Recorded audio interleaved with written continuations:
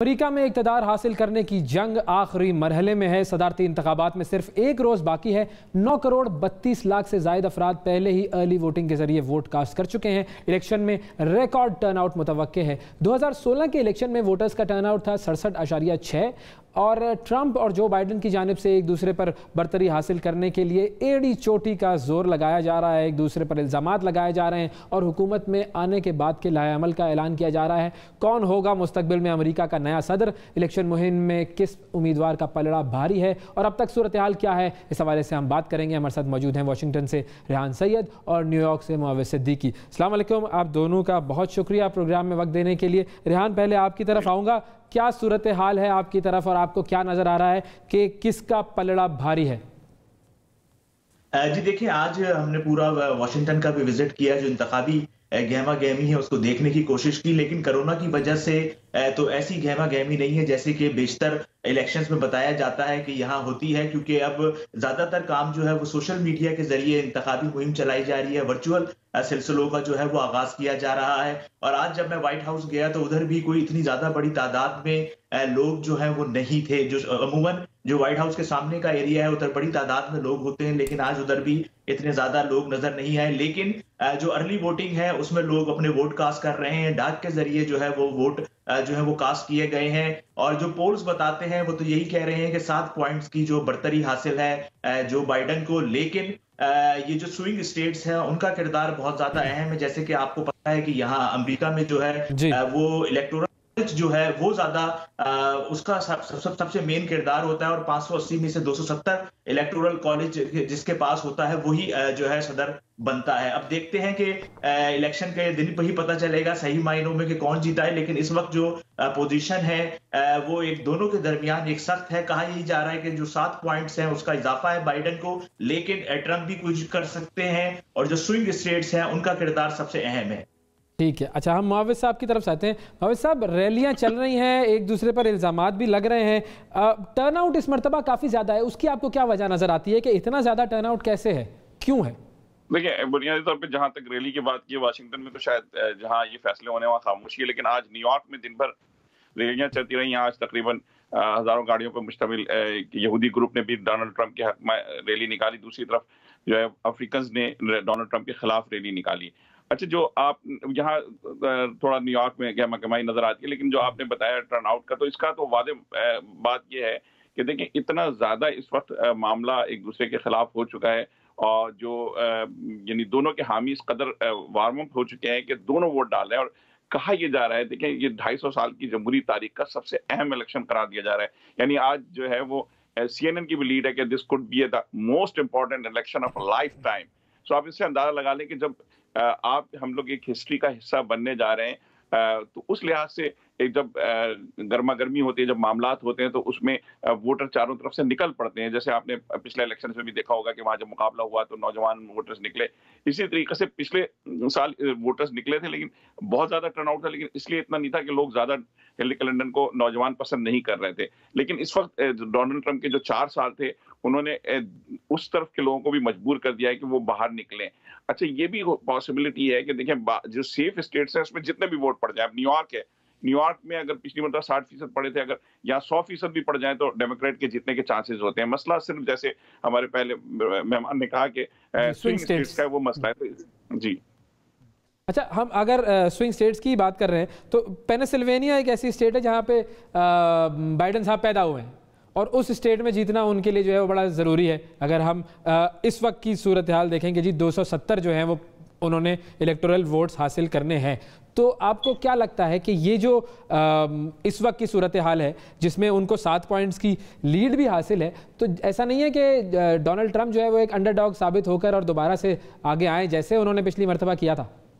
Exactly, देखिए यही कहा जा रहा है। देखिए पेंसिल्वेनिया जहां मैं बैठा हूं, यहाँ से 2 मील दूर जो है हमारे डोनाल्ड ट्रंप साहब पैदा हुए थे, जो यहाँ नहीं जीत सकते। मेरे ही इलाके में पैदा हुए थे, यहाँ जमैका में जिसमें मैं रहता हूँ। वो जो है ना इस अपनी पैदाइशी स्टेट में वो नहीं जीत सकते। लेकिन पेंसिल्वेनिया में मामला हमेशा से जो स्विंग स्टेट का रहा है और वहां भी मामला पिछले साल बहुत अहम था। तो डोनाल्ड ट्रंप का जो मसला है, हमें याद है कि हम पिछले साल 24 घंटे हम कवर कर रहे थे और बिल्कुल हर आदमी, बल्कि आपको मैं अगर पीछे ले जाऊं तो जब इन्होंने अपने इलेक्शन का अनाउंस किया था और जिसमें जो प्राइमरी इलेक्शन होते हैं रिपब्लिकन के, उसमें लोग मजाक उड़ा रहे थे कि डोनाल्ड ट्रंप शायद एक मेहमान अदाकार के तौर पे आए, लेकिन जब वो स्टेट जीतते चले गए लोग चौंकते चले गए। उसके बाद जब वो आए, हर हर पोल ने उनको जिताया था। मतलब मैं भी शायद उन लोगों में से था जिन बहुत ज्यादा तस्वीर सुन के और इलाकों में मैंने जाके थोड़ा सा आखिर में कहा कि डोनाल्ड ट्रंप जीत रहे हैं, लेकिन इस के साथ कि मैं गलत भी हो सकता हूं। लेकिन मेरा समझ ये कि हमने जो दीगर लोगों के तस्वीर पढ़े थे जिसमें जो पुराने सहाफी भी थे, तो उसके नतीजे में लेकिन क्या हुआ कि अचानक सब के सब 90% लोग यही कह रहे थे और डोनाल्ड ट्रंप ने एकदम सरप्राइज दिया। तो जब पिछली बार तो 8-10% की लीड थी, तो इस वक्त 7% की लीड जो है वो 7% की लीड कुछ भी नहीं हो सकती, क्योंकि जो इनका वोटर है जिसके बारे में कहा जाता है कि वाइट क्रिश्चियन और जो है हाई स्कूल पास, ये बड़ी तादाद में निकलेंगे। शहरों में जाहिर बात है कि बहुत मुश्किल है, जो शहरों से मुराद ये कि जहाँ पढ़े लिखे लोग हैं वहाँ जो डोनाल्ड ट्रंप का जो है जीतना इतना मुश्किल है। तो उस तरह जिस तरह बाज इलाकों बाज जगहों पे हम कहते हैं, जैसे तुर्की में कहते हैं कि बड़े शहरों में दुकान हार गए, लेकिन छोटे शहरों की वजह से या उस देहाती इलाकों की वजह से जीते हैं। इसी तरह से डोनाल्ड ट्रंप का भी यही हाल है और किसी वक्त सरप्राइज कर सकते हैं। इसलिए जितने भी जुगादरी हैं वो किसी भी फाइनल जो बात करते हुए डरते हैं। अच्छा रेहान, आपसे मैं ये पूछना चाहूँगा, मिसाल के तौर पर अगर हम ये देखते हैं कि ट्रंप हार जाते हैं ये इलेक्शन, तो जिस तरह माजी के इलेक्शंस में होता रहा है कि जो इक़्तिदार ट्रांसफ़र होता है वो बड़े तमीज़ तहजीब से होता है।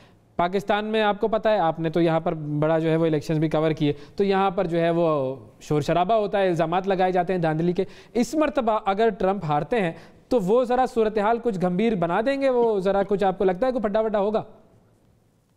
जी देखिए, जो अमेरिका में है यहाँ पे जो निज़ाम है वो बहुत ज्यादा मजबूत है। बयानात की हद तक प्रेस कॉन्फ्रेंसेस में, रिलीज में तो ये बातें जरूर कही जा सकती हैं कि ऐसा हो जाएगा वैसा हो जाएगा, लेकिन जो अमेरिका में निज़ाम है, कानून है, तो उसके आगे मैं नहीं समझता कि कोई मसले होंगे और जो जीतेगा वो आराम से मैं ये समझता हूं कि वो आराम से उसको इक़्तिदार जो है वो मिल जाएगा। लेकिन ये जरूर है कि अभी इल्जामात बहुत ज्यादा हैं, क्योंकि अब दो दिन रह गए हैं। दोनों तरफ के जो लोग हैं वो अपने जो लोग हैं उनको जो है अपना मैनिफेस्टो पहुंचा रहे हैं और बड़े पैमाने पर जो मुहिम हम देख रहे हैं कि सोशल मीडिया पे चलाई जा रही है। और उसमें जो एक अहम बात है वो ये है कि दोनों पार्टियां जो है वो ज्यादा जोर इस बात पे दे रही हैं कि लोग जाएं और अपना वोट दें, चाहे वो डाक के जरिए दें, चाहे वो जो अर्ली वोटिंग का सिलसिला है उसमें दें। इसके साथ मैं आपको ये बताऊं कि जो स्विंग स्टेट्स हैं उसमें जो गुज़िश्ता इंतखाबात हुए थे, तो उसमें जो 4 रियासतें ऐसी थी जिसमें जो मौजूदा सदर हैं डोनाल्ड ट्रंप, वो सिर्फ 1 पॉइंट से, एक ही जो फर्क से है वो जीते थे। इसलिए ये एक बहुत अहम है इस बार का मामला कि ये जो स्विंग स्टेट्स हैं ये किसके उसमें जाती हैं। कहा जाता है कि फ्लोरिडा से जो जीतता है 1996 के बाद से ऐसा होता आ रहा है कि वही अमेरिका का सदर होता है। अब देखता है कि इस दफा भी क्या ये हकीकत पे बात होती है कि नहीं। सही। अच्छा ये बताइएगा, वाशिंगटन और उसके आसपास जो पाकिस्तानी हैं वो किस जज्बे के साथ इलेक्शन में हिस्सा ले रहे हैं? देखिए, पहले तो हमने ये देखा कि ज्यादातर जो पाकिस्तानी थे वो डेमोक्रेट्स को ज्यादा जो है उनकी ज्यादा जो है मैनिफेस्टो था उसकी तारीफ कर रहे थे। लेकिन गुज़िश्ता 15 दिनों के अंदर जो लोग, अब क्योंकि आपको पता है कि सोशल मीडिया पे भी जो है राय का इजहार करते हैं और जब हम मिलते हैं बड़े पैमाने पर लोग ये कहते हैं कि नहीं, अगर जो डोनाल्ड ट्रंप भी आते हैं तो ये भी एक अच्छी बात होगी। लेकिन जो है मिला जुला रद्द अमल है, दोनों तरफ लोग जो है, बास का कहना है कि बाइडन, लेकिन पहले डोनाल्ड ट्रंप के हक में पाकिस्तानी जो अमेरिकन हैं उनकी इतनी आवाज नहीं थी। लेकिन गुज़िश्ता 10 रोजों में मैंने देखा है कि अब लोग इस हवाले से भी बात करते हैं कि नहीं, उन्होंने भी मुल्क की जो मईशत है उसको मजबूत किया है, तो इसलिए अगर वो आए तो बेहतर होगा। लेकिन इस बारे में कोई ऐसा नहीं है कि पड़ना किस तरफ है, मिला जुला रद्द अमल है। ठीक है। अच्छा मुआविज़ साहब, आपकी तरफ आते हैं, न्यूयॉर्क और उसके आसपास के जो इलाके हैं वहाँ पर क्या सूरत हाल है, किसको सपोर्ट कर रहे हैं पाकिस्तानी?